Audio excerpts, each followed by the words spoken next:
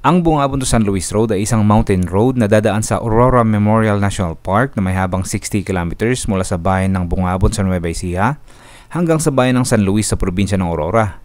I love Maria Aurora. Ito ay isa sa dalawang major roads na magdudugtong sa Nueva Ecija at Aurora. Nakailang beses na rin ako nakadaan dito at ngayong araw ay sisilipin ulit natin ang isa sa kinakatakutan daan papuntang Aurora dahil sa dami ng kurbada at may mga bahagi ng daan din na prone sa landslides. Kailangan mo bang matakot sa daan na ito? Ano nga ba ang improvements na ginagawa dito? Woo! Napakadaming duckle buds! Samahan niyo ako muli at ating silipin ang pinakamabilis na ruta papunta sa lalawigan ng Aurora. Bakit nga ba naiilang ang mga ibang riders dyan at saka mga ibang drivers na mag-rides o bumiyahe sa daan na yan? At yan ang magiging content natin ngayong araw. Ay, putik, biglang tumigil ang yawa. Smiyo garapon. Ginagawa na rin to, oh. Malapit ng eleksyon, kaya nagpapasimesemento na. So by the way, gamit pa rin natin itong DJI Osmo Action 4, and again, big shoutout pa rin kay DJI. At ngayong araw ipapakita ko sa inyo ang ibang settings naman na gagamitin natin dito. Ito ay 2.7K 60 frames per second. Field of view natin ay naka-standard D-warp tayo. Horizontal leveling din. So yun po yung settings natin ngayong araw dito sa DJI Osmo Action 4. By November siguro magkakaroon tayo ng ultimate review sa paggamit dito sa DJI Osmo Action 4. DJI Osmo Action 4, built for the adventurous.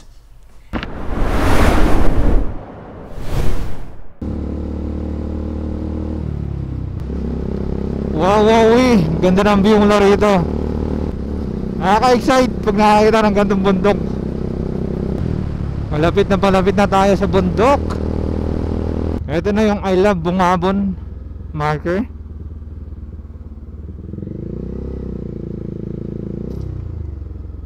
Ayan.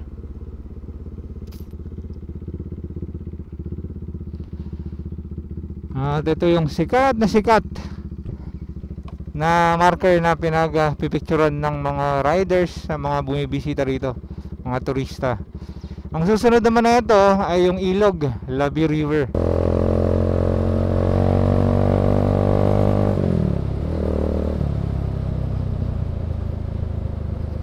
The Marilake of Nueva Ecija. Landslide prone area daw to. May mga bato maliliit dito na nahuhulog kasi. Actually, naabutan ko minsan to, may gumuho. Nung time na yung pumunta ako rito ay umuulan. I think last year din lang yon. Ito pala yun. Yan.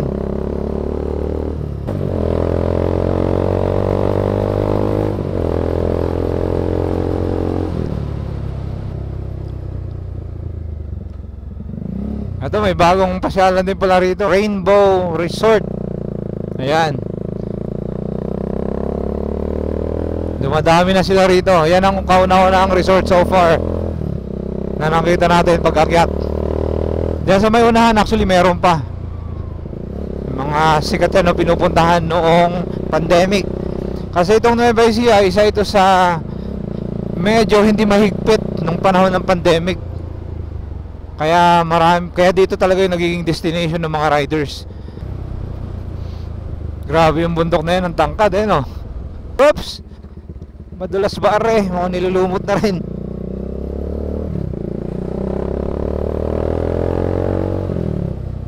Woohoo! Ang epic! Sarap pagmasdan ng bundok na to, di ba? Grabe tangkad do.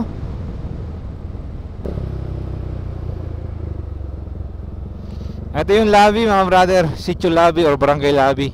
I love Labi, tapos sa baba niya yun yung ilog. Konti lang yung tao ngayon, malamang na nandyan sa ilog dahil weekday. Usually yung weekend dinadagsa Uy, mayroong bantay. Thank you.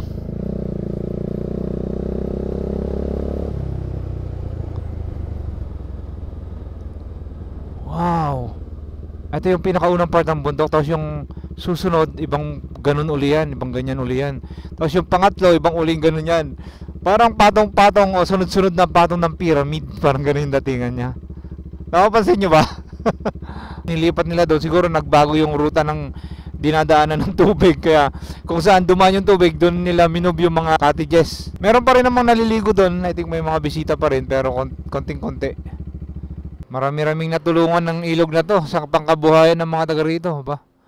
At ini-improve na nila yung daan doon para may dadaanan din siguro yung pababa papunta rin sa parte doon kung may dalang sasakyan.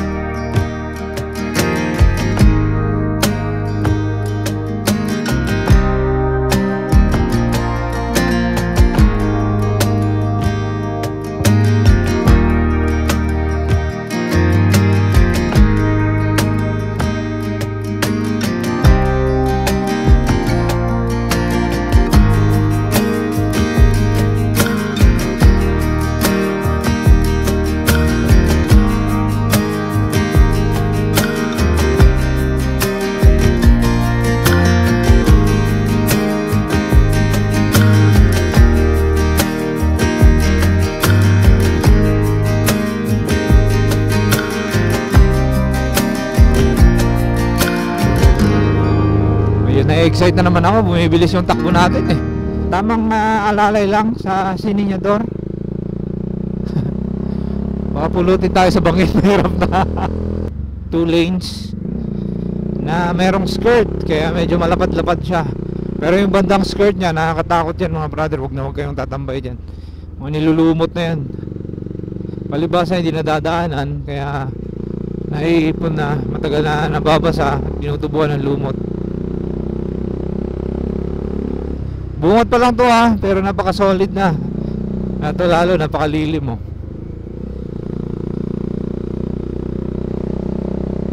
Nice.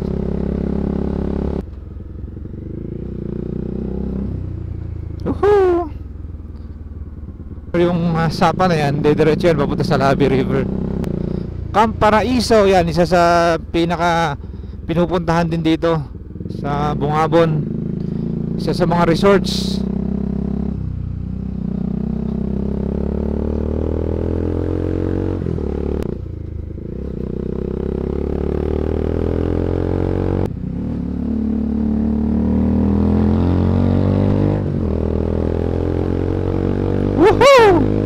Ayan, mga isa pang resorts guys. Sa taas meron pa actually.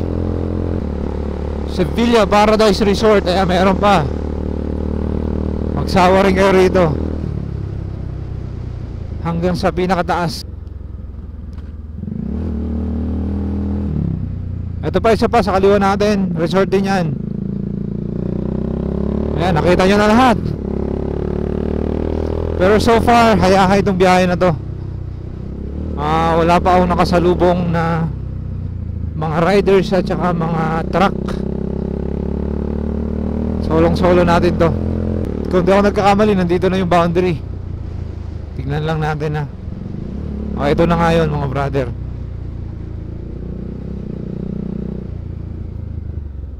I think wala na rin ata. Nagbabantay. Wala na. So ito yung sinasabi ko. First na bayan na matutumbok natin ay Maria Aurora. Baka kasi magkalituhan tayo kasi ang probinsya na to ay Aurora, tapos merong bayan na Maria Aurora. Ayan.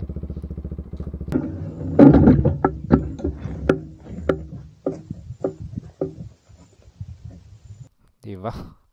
I love Maria Aurora. Ang lalawigan ng Aurora. Yan, susunod na barangay na tutumbukin natin. Yun, nandun. Paikutan natin to. Bale, ito bangin na to. Bangin na. Kayo magbibiro. So itong part na to guys, mabanggit ko na lang din na protected area po ito ha. Kaya kung makapansin nyo, medyo dense yung mga kahoy dito, mga punong kahoy. Napaka-refreshing talaga pag nagdadrive ka sa magantong lugar no? Lalo na pag ikaw lang. Kita nyo, konting-konti lang yung nakasalubong ko, bilang na bilang. Sa part na to, may mga tanim na goho trees.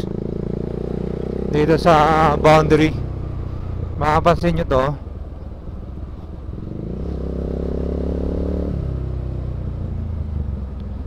Agoho. Oh, napaka-presko. Yung ihip ng hangin niya ay pag nilanghap mo ay talagang malilinisan yung baga mo. Parang ganun yung pakiramdam, sobrang presko.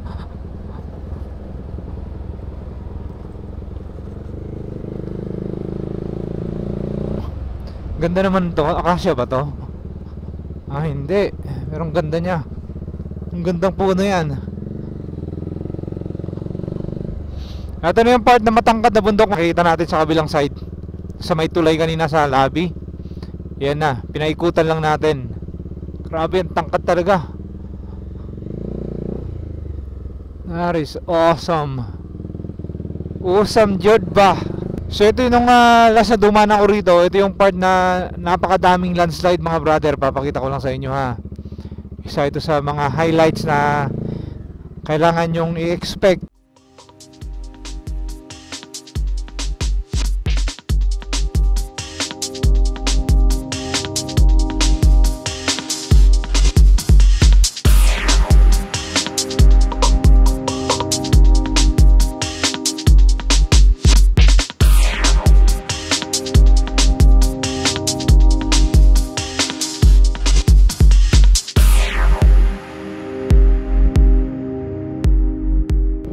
Medyo mahirap-hirap kontrolin to eh. Kasi talagang loose yung mga bato niya. Kaya lumapad na rin ang lumapad yung landslide na yan.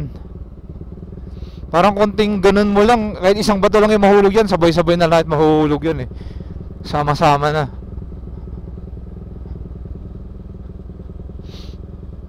Yung nakita nyo sa drone shot siguro medyo maiksi lang, pero pansinin nyo ha.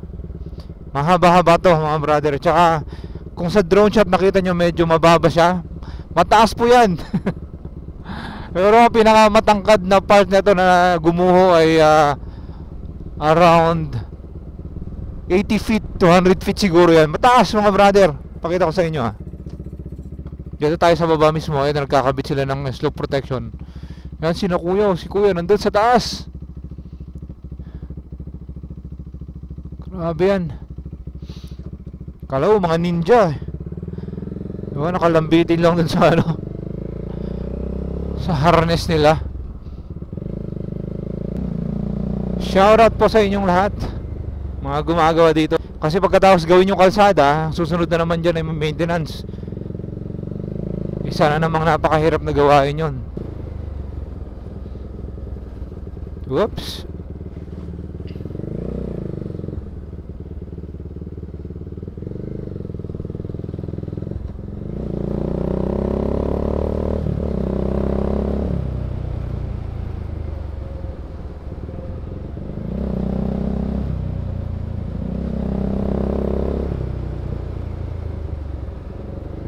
Ang laking bato na hulog na yan. Woo! Wow, wee. Yung pinakamalaking bato na nahulog sa isang landslide na nakita ko ay doon sa Maliko sa Villaverde Trails. Sobrang laki ng bato na yun kasi laki ng kubo. Nandun lang sa gilid ng kalsada. Kala mo may anacondang nakapulupot eh no.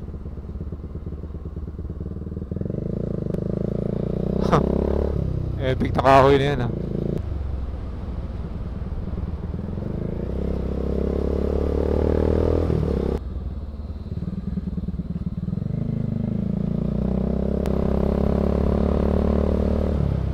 Ito magandang curve to mga brother. Solid to, solid. Wow. Susundan ng panibago.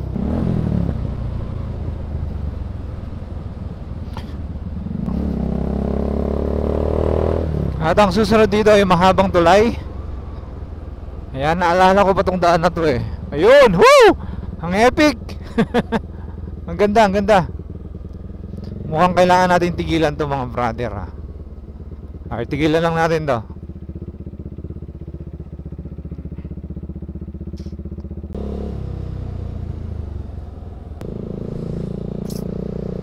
meron kayong makakainan dito sa may barangay na to. Kapihan din meron kasi tinatambayan niya ng mga truck na nagdi-deliver.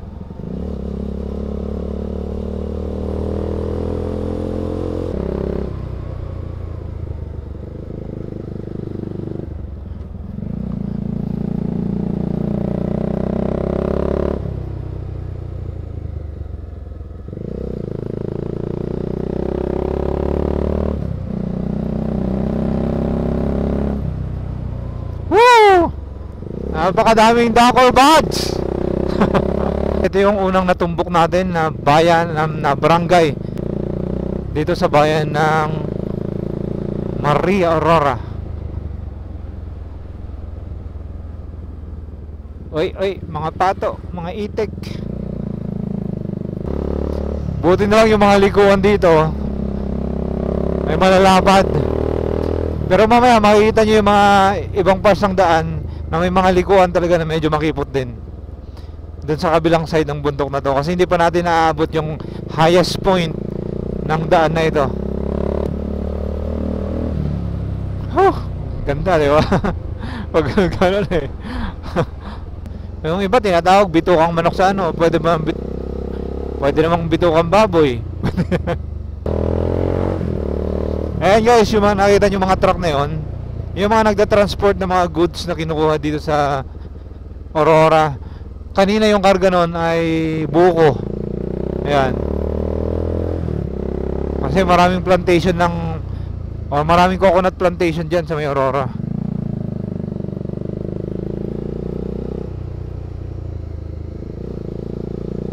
Solid na solid tong rides na to.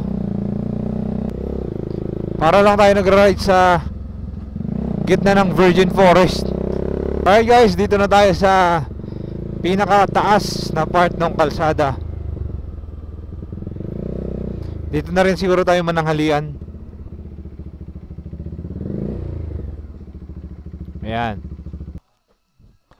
Tingnan tayo ng makakain dito. Uy, saging. Pwede.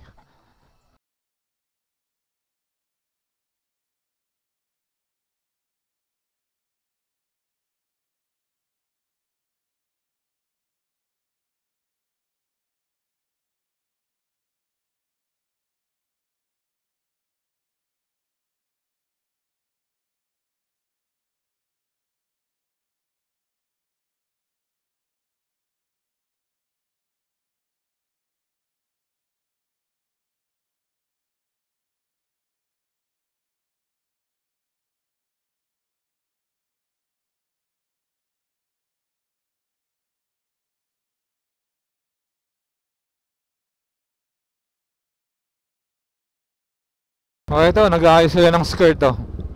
Ayos.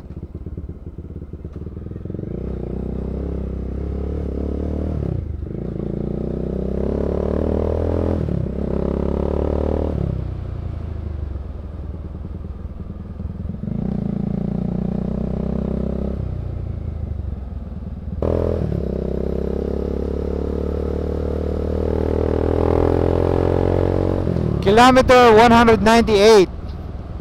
Ayan.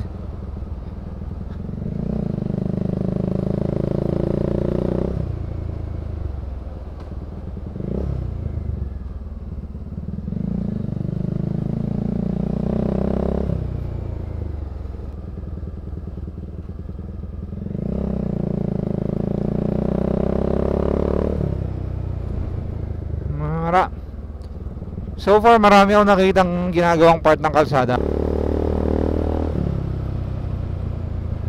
Ito rin tambayan ng mga truck at saka mga gamit ng mga gumagawa dito sa kalsada. Kaya ako naalala ko tong lugar na to kasi minsan dumaan na ako dito sa kalsadang to ng gabi, like gitna ng gabi mga brother. Panahon yun ng pandemic.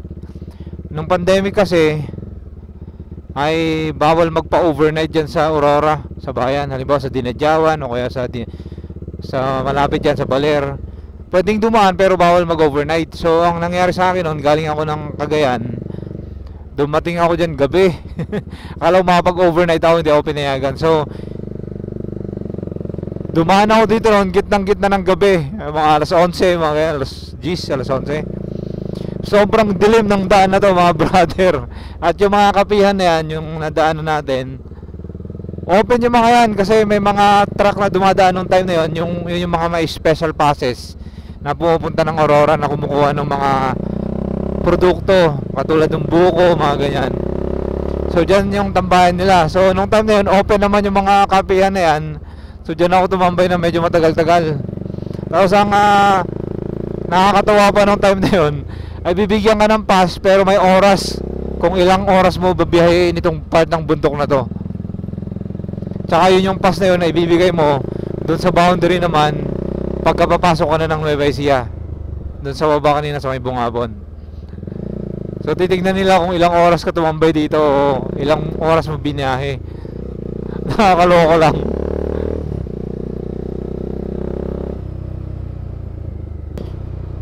Ito yung mga sinasabi kong medyo makipot na dadaanan kasi yung pag truck na ang dumaan dyan ay mahirapan na sila. Although na-manage naman, pero grabe ano, ayan o, medyo makipot na rito. So kailangan nilang mag-expand ng kalsada para sa road widening na yan. Kung mapapansin nyo yung difference ng kalsada rito at saka yung sa kabilang side, mas malapad doon kumpara dito. Ayan o.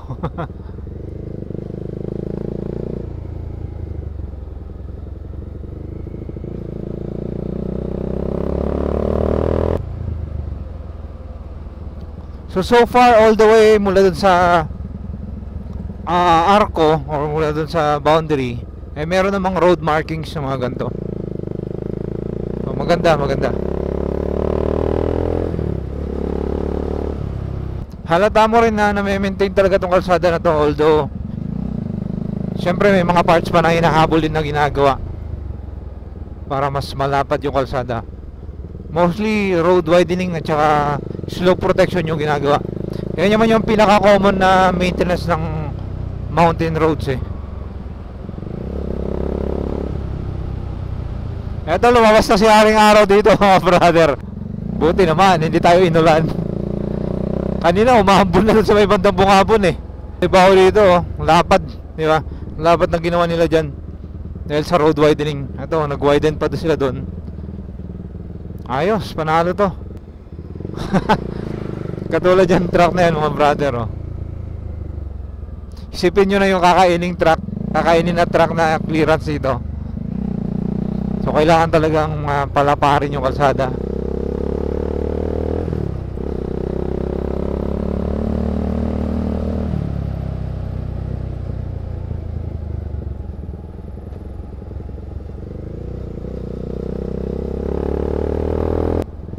I think San Luis na nga to.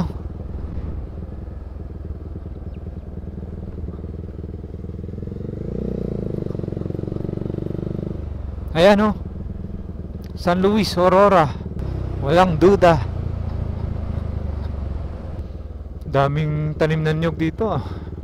Ito yung sinasabi ko sa inyo kanina na may mga plantation talaga ng mga niyog dito. Actually doon sa babaan mamaya papakita ko sa inyo. Banda rito sa side na ito, napakadami ring mga puno ng niyog doon. Halatang plantation talaga yun. Ayan, malapit na tayo dito sa may bandang baba. Marami dyan. Tsaka dito na mismo, ang dami na oh.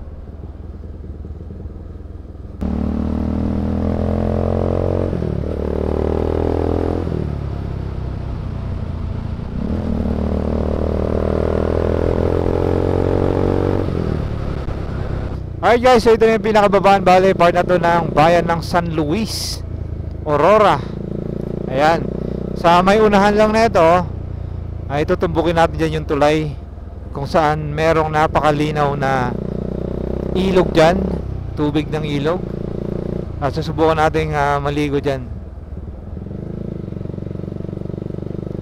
Hindi na natin itutuloy hanggang dun sa susunod na bayan ng Baler. Okay na tayo dito dahil ang goal naman natin ay ipakita ko sa inyo yung daan na to, kukonekta mula Bungabon, Nueva Ecija papunta dito sa San Luis, Aurora. Ayan, last na daan ko dito pa ako dumaan. So medyo matagal-tagal na panahon na kasi yun. So maghanap lang tayo ng swimming spot natin sa baba. Doon kasi yung talagang pinupuntahan eh. Bagong-bagong tulay mga brother, oh. Panalo to. Isipin nyo naman kasi yung tulay na yan, baka nagawa pa yan noong mga 1940s, nung panahon pa ng Amerikano dito sa Pilipinas. 'Di ba? Amerikano at Japanese. So yun mga brother, ang kabuuan ng cover natin dito sa daan na to na kinakatakutan ng maraming mga riders. Kung ikaw hindi ka pa nakadaan dito, gawin mong basehan tong video na to para makita kung kailangan mo bang talagang matakot dito sa daan na to. Masasabi ko lang hindi siya nakakatakot. Puntahan nyo to, malapad pa ngayon daan eh, 2 lanes. Tapos karamihan sementado, or sementado na actually lahat, pero may mga ginagawa pa kasing widening doon sa kalsada para mas safe pa itong dahanan. May mga parts na prone sa landslide, syempre normal yan sa bundok o sa mountain roads, normal na normal po yan. Pero marami na rin nalagyan nila ng slope protection, kaya wala kayong dapat ikabahala. Dadaanan niya itong napakalaking chunk ng Maria Aurora National Park, na parte po yan ng bayan ng Maria Aurora dito sa probinsya ng Aurora. Sana hindi kayo nalito sa sinabi ko. Maraming salamat sa iyong panonood at saka pagsubaybay. Kung nagustuhan mo ang video na to, please like, share, and subscribe. Mike Solo Rides. Teka lang, Mike. Nagbago na kasi ako ng pangalan. Nalilito na ako paano ko i-end tong video na to. Pero Mike Solo Riding Adventure, Mike Solo Adventure, signing out.